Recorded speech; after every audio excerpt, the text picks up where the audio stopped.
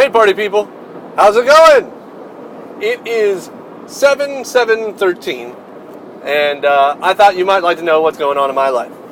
And what is going on in my life is pure frustration. Frustration at myself, and frustration with equipment, and frustration with the people who service said equipment. So let me tell you my story.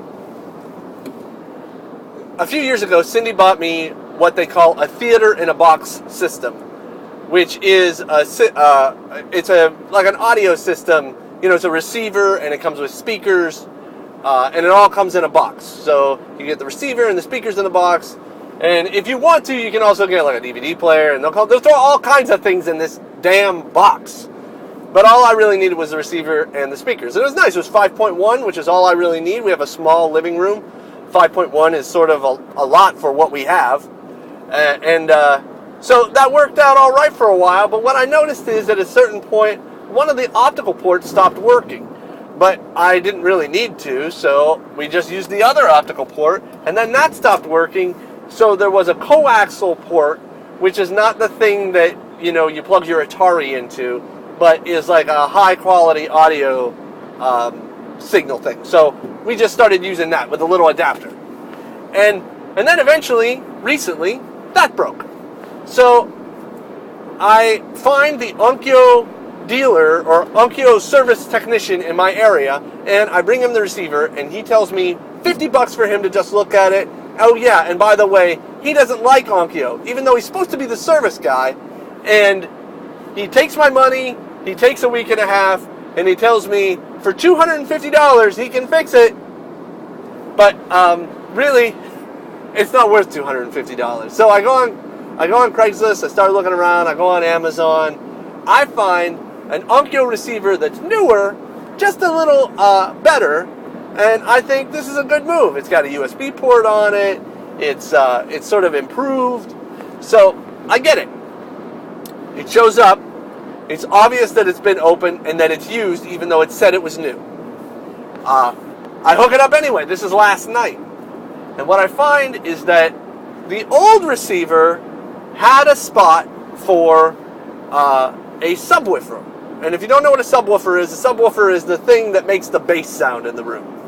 So there are two types of subwoofers.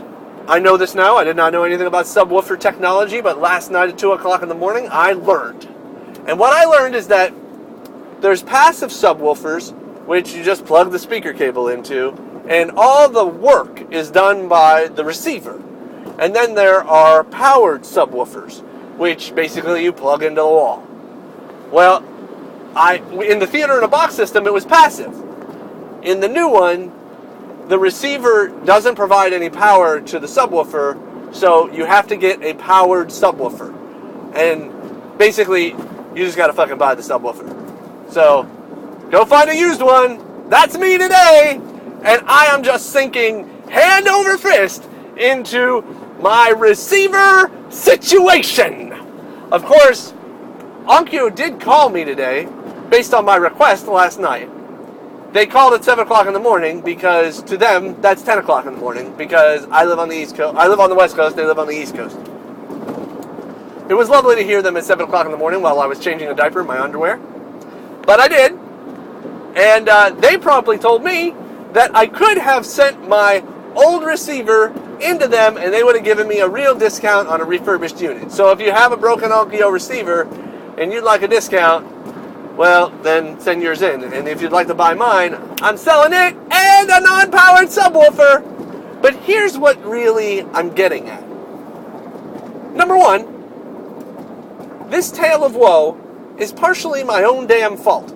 Because when the first optical port went out, I didn't contact Onkyo right away while it was still in warranty because I find myself buried under all of this stuff. There's always something that's breaking, something that needs new firmware, something that needs a new operating system, something that's got to be sold on Craigslist, something that's got to be purchased. I always need something. I'm driving myself crazy with stuff. This coming from the guy who's really excited that he bought a 16-foot grip truck. I know it's counterproductive, but it's a problem. And it's my problem. And then the whole big picture thing that what this is really saying is that I have got to be able to flip between macro and micro views of my own life and how I spend my time. And here's what I mean by that.